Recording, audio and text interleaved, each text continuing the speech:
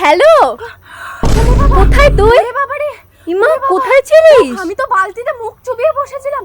এই গরমে আর থাকতে পারছি না রে, পুরো মরে যাচ্ছি। আমার তো আর বাথটাব নেই যে মুখ চুবিয়ে বসে থাকবো, তাই বালতিতেই মুখ চুবিয়ে বসে আছি। আর পাচ্ছি না, আর আচ্ছা ঠিক আছে ওসব ছাড়।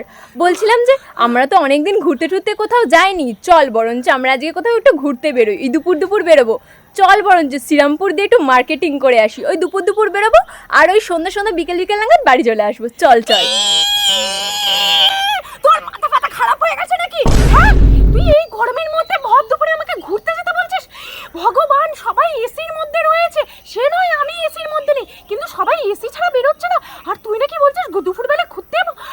ভগবান, তোকে তো মরুভূমির বাড়িতে পুরো চিপে মেরে ফেলা উচিত। ভগবান, আরে তুই মরাঠারার কেন কথা বলছিস বলতো? রাস্তাঘাটে কি মানুষ আর বেরোচ্ছে না নাকি?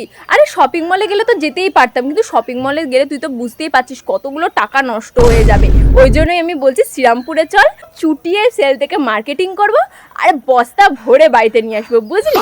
আর তুই যেমন করছিস মনে হচ্ছে গরমকালে রাস্তাঘাটে মানুষজনই বেরোচ্ছে না, এরকম ন্যাকামোটা করিস না তো, চল বেরোই। তোর সস্তার মাল বস্তা বস্তা ভর্তি কি? আমার তো পুরো গায়ের মধ্যে পুরো ট্যান পুরো ভরে যাবে। সেই ট্যান তুলতে তো আমার পুরো লাখ টাকা শেষ হয়ে যাবে। তোর মাথা ব্যথা খারাপ হয়ে গেছে নাকি? তুই আমার কি করে বান্ধবী হলি রে?